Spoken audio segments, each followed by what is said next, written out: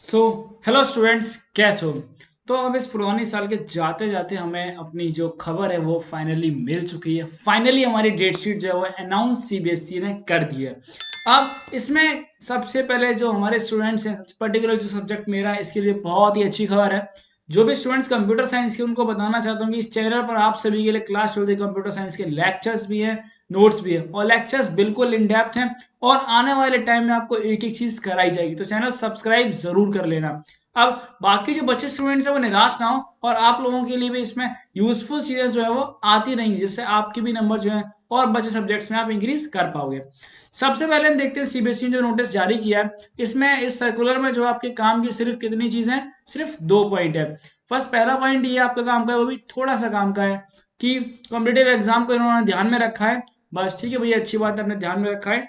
Next, fourth point ध्यान से समझ लो। Time of start of the examination will be 10:30 बजे। 10:30 बजे आपका एग्जामिनेशन जो है 10:30 AM पे स्टार्ट हो जाएगा। ये आपका यहाँ से है क्या, एक इंपॉर्टेंट पॉइंट है।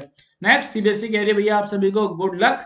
ठीक है, तो आप लोगों को भी गुड लक है कि आप लोग अगर प्रिपरेशन नहीं शुरू करी है तो अभी भी शुरू करोगे तो एटलीस्ट, ठीक है, आप कुछ नंबर तो स्कोर कर पाओगे। और बेटर रहेगा आप कंपार्टमेंट और इंप्रूवमेंट आपका ना लगे, तो मैं आप लोगों को ऐसे टिप्स देता रहूंगा।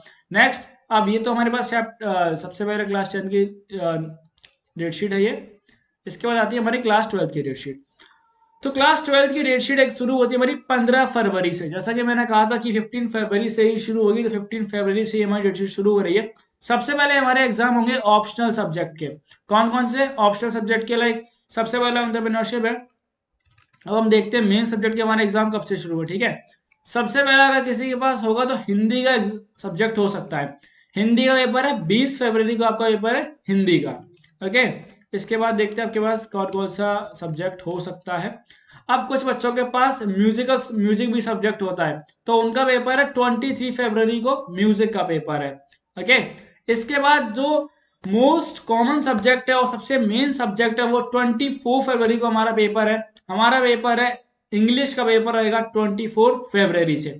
ओके, अब इसके बाद हमारा जो मेन पेपर है वो है पीसीएम वालों का है। पीसीएम और पीसीबी वालों का है। केमिस्ट्री का पेपर है 28 फरवरी को। तो बहुत अच्छा गैप दिया है इन्होंने। 20 के बाद आपका गैप दिया है, सॉरी 24 के बाद आपको गैप है 28 को, तो 24 के बाद 25, 26, 27, यानी 3 दिन का गैप है। केमिस्ट्री आप आराम से रिवाइज तो कर लोगे, इतना आपके पास गैप है। अब इसके बाद देखते हैं आगे। अब इसके बाद ज्योग्राफी का पेपर है, जिनके पास ह्यूमैनिटीज होगी, तो 2 मार्च को उनका पेपर है।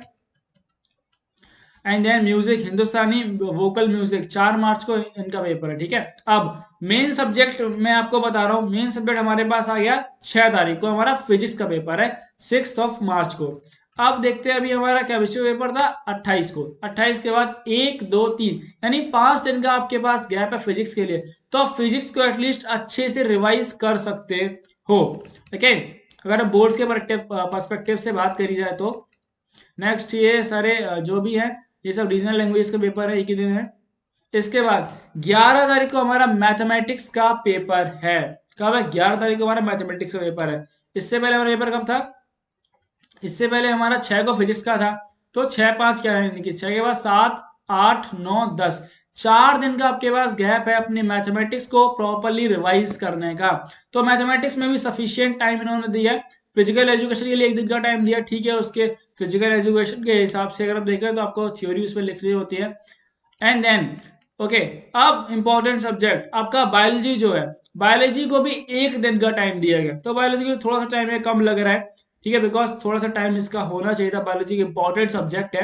एंड देन इकोनॉमिक्स, इकोनॉमिक्स जो है, अब इकोनॉमिक्स के लिए अगर किसी के पास लाइक इकोनॉमिक्स के पास है, गैप है, अच्छा खासा गैप है इनके पास। ठीक है, फॉर एग्जाम्पल इनको फिजिकल एजुकेशन के बाद में ही देना होगा, बायोलॉजी इनके पास होगी नहीं, तो इनके पास गैप है। ठीक है, 15, 16, 2 दिन का गैप तो है, तो रिवाइज तो कर ही लेंगे ये।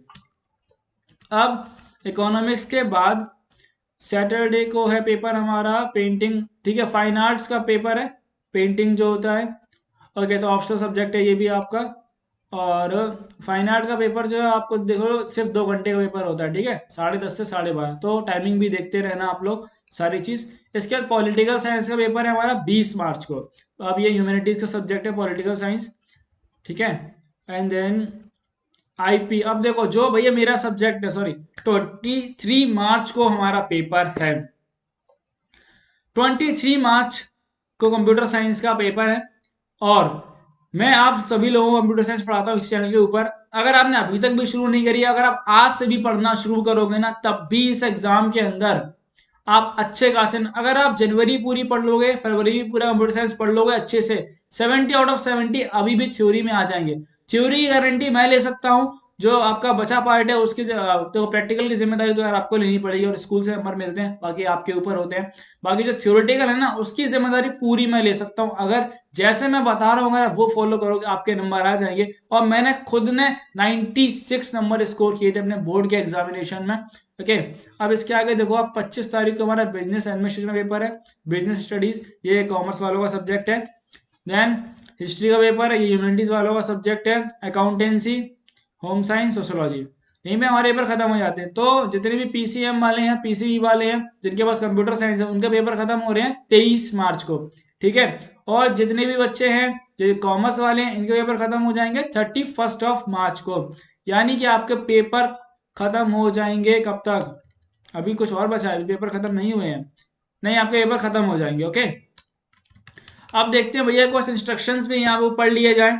तो ऐसा ये कह रहे हैं कि सीबीएसई जो है आपको इंस्ट्रक्शंस देता जाएगा, सीबीएसई, तो उसका फॉलो करते रहिए टाइम टू टाइम। ठीक है, हम फॉलो करते रहेंगे। एंड सेकेंड है, जो पेरेंट्स हैं हमारे, वो बोर्ड्स की वेबसाइट को देखते रहें, टच में रहें, ताकि जो भी अपडेट है वो अपने बच्चे तक पहुंचाते रहें। वैसे भी आजकल के बच्चे बहुत चिपके रहते हैं फोन से, तो पेरेंट्स को जरूरत नहीं पड़ती है। Next, no communication devices are allowed in the examination centre. तो भैया ऐसा ना करें कि आपके चीटिंग पर ध्यान ना दें, पढ़ लें, 2 महीना है आपके पास, बड़े आराम से भी नंबर स्कोर करे जा सकते हैं। थोड़ा पढ़ाई पे ध्यान दें। ठीक है। Candidate will maintain strict discipline in examination centre. अब दिक्कत क्या है ना, आप भी वही बैच हो कि आपने अभी तक बोर्ड एग्जाम दिया नहीं एक भी बार। ठीक है, तो भाई जब वहां जाना एग्जामिनेशन सेंटर में, तो डिसिप्लिन बना के रखना।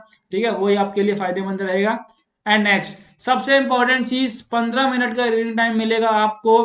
किस लिए? क्वेश्चन पेपर को पढ़ने के लिए रीडिंग टाइम दिया जाएगा। ठीक है, इधर उधर कोई आपको दूसरे स्कूल की, ठीक है, बालिका आदि मिल जाए तो उसकी तरफ ज्यादा आकर्षण ना बढ़ाएं, अपने पेपर की तरफ देखें। और उस 15 मिनट में सबसे इंपॉर्टेंट चीज आपके लिए ये रहेगी कि आप का जो 15 मिनट है वो डिसाइड कर सकता है आपके अगले 3 घंटे, क्योंकि वो जो उस 15 मिनट में आपने माइंडसेट बना लिया पेपर को देख के कि हाँ इस सवाल में क्या करना है, इस सवाल में क्या करना है।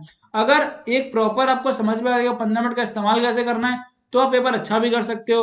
और हो सकता है पूरा पेपर आ रहा हो, दो दो सवाल नहीं आ रहा हो, इस वजह से आप पेपर गड़बड़ भी हो सकता है। तो आप ऐसी चीजें अवॉइड करना, बाकी चैनल को सब्सक्राइब कर लेना। ऐसे ही आपको जो इंपॉर्टेंट वीडियोस है आपके लिए सबसे इस टाइम पर आपके लिए, वो आपको मिलेगी इसी चैनल के ऊपर। तो मिलेंगे आप सभी से हम अगली वीडियो के साथ में।